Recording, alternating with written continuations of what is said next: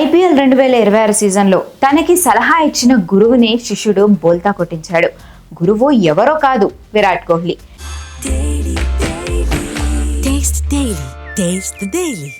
శిష్యుడి పేరు ప్రిన్స్ యాదవ్. విరాట్ కోహ్లీ చెప్పిన బౌలింగ్ టిప్ను అతని పైనే ప్రయోగించి క్లీన్ బౌల్ చేశాడు ప్రిన్స్ యాదవ్.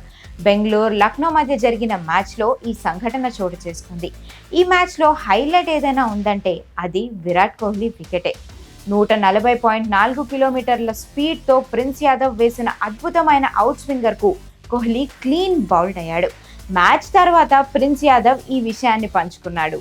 పోయిన మ్యాచ్లో కోహ్లీ భయాన్ని కలిసినప్పుడు బాల్ స్వింగ్ అవుతున్నంతసేపు ఒకే లెంత్ మెయింటైన్ చేయమని సలహా ఇచ్చారు.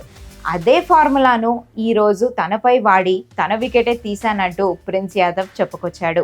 అయితే చేజింగ్లో విరాట్ కోహ్లీ డక్ అవ్వడం గత 9 ఏళ్లలో ఇదే తొలిసారి.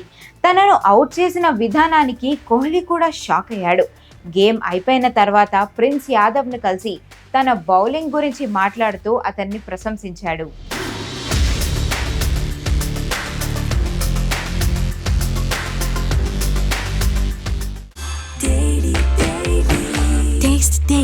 Taste the Daily.